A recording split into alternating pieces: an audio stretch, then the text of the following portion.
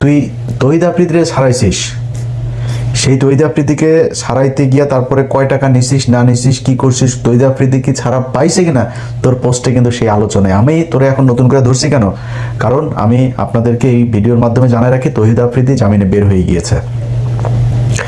তাকে খুব সুকৌশলে দেশ থেকে বের করে, আমি জানি না সে দেশ থেকে বের হইতে পারছে কিনা, বাট তাকে সুকৌশলে দেশ থেকে বের করার চেষ্টা চলছে। এই নুরু করেছে সব কিছুর একদম অর্গানাইজ করেছে এই নুরু। আপনাদের দেশবাসীর কাছে আমি আজকে ভিডিওতে বলে গেলাম, আমার এই ভিডিও থাকবে, আপনারা জানতে পারবেন, এই দেশের মিডিয়ার কাছে জানতে পারবেন, নাহলে আমি কনফার্ম হয়ে একদম তথ্য সহ আপনাদেরকে জানাই দিব। আপনারা এই 2-4 দিনের ভেতরেই বাংলাদেশের মিডিয়াতে জানবেন যে তহিদ আফ্রিদির জামিন হয়ে গিয়েছে, কিন্তু জামিনটা আসলে হয়ে গিয়েছে, সে বের হয়ে গিয়েছে, এটা নুরু করেছে, এই জন্য ওরে আমি ধরছি এবার। সো তুই টাকা পয়সা নিয়ে তারপরে ধান্দাবাজি করিস, আর আমি এই যারা ধান্দাবাজ তাদেরকে ধরানোর জন্য নিজের জীবন বাজি রেখা নিজের বিপদে ফেলে শত্রুতা তৈরি করে তারপরে তাদের শাস্তি চাই।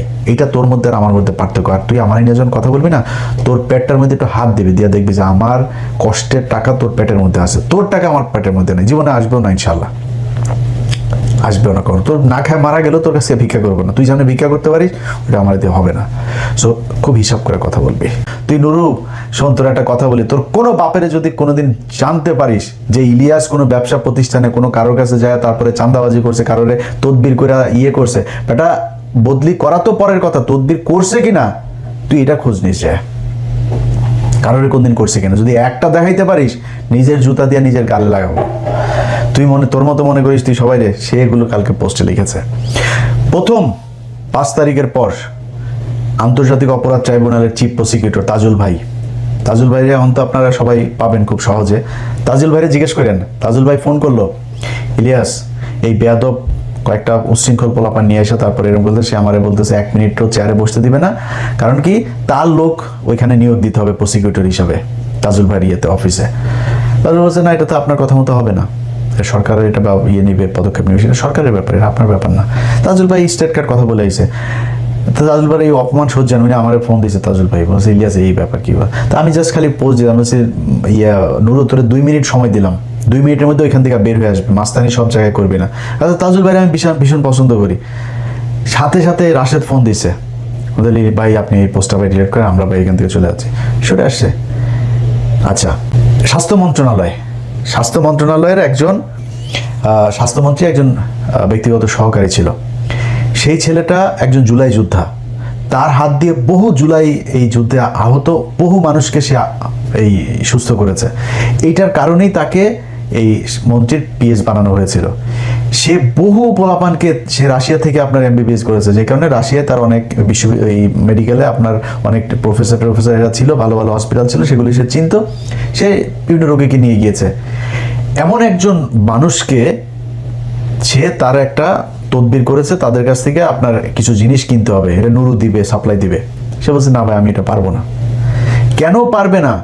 তার বিরুদ্ধে যায় আপনার দুদকের সামনে যায়, তার পোলাপান কয়টা আছে, 50-60 জনকে পোলাপান আছে, এগুলো টাকা পয়সা দিয়ে পালে, আগে বিকাশে টাকা খাইতে, এখন দান্দাবাজি টাকায় খায়, তো এখন হয়তো সংখ্যা আরো বাড়বে। দুদকের সামনে যায় এক দফা এক দাবি নিয়ে বসে, ওই ওনারে পিএসসি করতে হবে, দুদকের যায় সেখানে ফাইল করছে, সেখানে মব সৃষ্টি করে সেই ছেলের বিরুদ্ধে তারপরে করা হয়েছে। সেই পিএস আমার ফোন দিল, ভাই এই ব্যাপার। আমি সাথে সাথে এটা খোঁজ নিলাম, নিয়ে দেখলাম যে ছেলে খুব ভালো। সে বাইরে তখন দুদকে সে যখন করেছে আপনার কমপ্লেন করেছে, সে তখন রাশিয়াতে।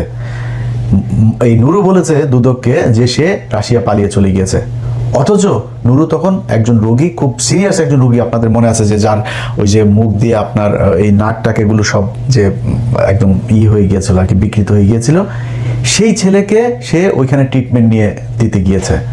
যে নুরু তো হাসিনার বিরুদ্ধে আন্দোলন করেছে, অনেকবার মার খেয়েছে, বহুবার, যতবার মার খাইছে, ওর লুঙ্গি খুলে যদি নাকি ওর পশম গুনে নত ওগুলি পশম নেই, যতবার পিটানিও খাইছে, ওর জীবনে বহুত পিটানি খাইছে।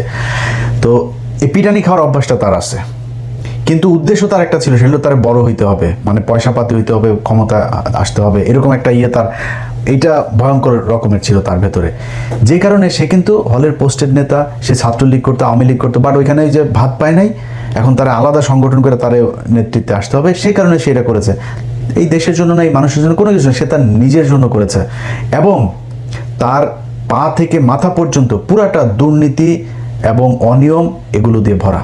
এটা আমার কথা না, মানে আমি যে তাকে তার সাথে লাগার জন্য বলছি সেটা না, তার দল যারা করেছে এই পর্যন্ত, এই যে যাদেরকে দেখেন আসিফ নাহিদটাই যা যাদের, কেউ থাকে নাই তার সাথে।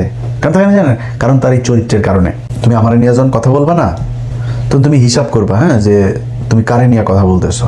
ধরো কথাটা, তুমি আমার টাকা পয়সা নিয়ে কথা বলবা, আমার বাপের কি আছে ওইটাকে একটু খোঁজ নিবা, হ্যাঁ, আমার কি আছে, আমার কয়টা টাকা আছে সেটাও আবার খোঁজ নিবা। মানে আমি তো এখানে কাজ করি, তাই না, আমার কাজ করার মধ্যে আমার তো হাজার হাজার কোটি টাকা নেই, কিন্তু যেটুকু আছে সেটা আমার কাজ করে তারপরে যতটুকু আমি উপার্জন করছি ওইটা কতটুকু আছে, তুমি কি কাজ করো ওইটা একটু হিসাব করবা। ভিক্ষা করে খাইয়া, যার কাছ থেকে ভিক্ষা চায়া খাও, তারে নিয়ে আবার টাকা পয়সা তুই একটা অন্য আলাপ করতে পারতি। তুই ছাত্র অধিকার পরিষদ বলেন, ওই যে কোটা আন্দোলন বলেন, এই কোটা আন্দোলন দিয়েই তো সবার উত্থান। আপনি আসিফ বলেন, নাহিদ বলেন, ওই ওর আশপাশে যারা যে দু চারজন আছে, ওর সাথে আর কেউই নেই এখন। ও খালি রাশেদ আর ও, এর বাইরে ওর সাথে কেউ নেই। ওর শ্বশুর বাড়ি কিছু লাঠিয়ালা আছে, ফুফাতো ভাই, খালাতো ভাই, চাচাতো ভাই, টাচাতো ভাই, এগুলো মিলে বরিশালের একটা গ্রুপে নিয়ে, একটা লাঠিয়াল বাহিনীরে নিয়ে ও এনে ধান্দাবাজি করে। এই ধান্দাবাজি করেই তার চলছে। এখন সে নিজের বিরাট আকারের পয়সাওয়ালা লোকজন, বিরাট আকারের, মানে অনেক কিছু হয়ে গেছে তো, বুঝছেন না। ফকিন্নির পোলারে আপনি যদি নাকি টাকা পয়সা দেন, ও তো এটার গরম সহ্য করতে পারবে না।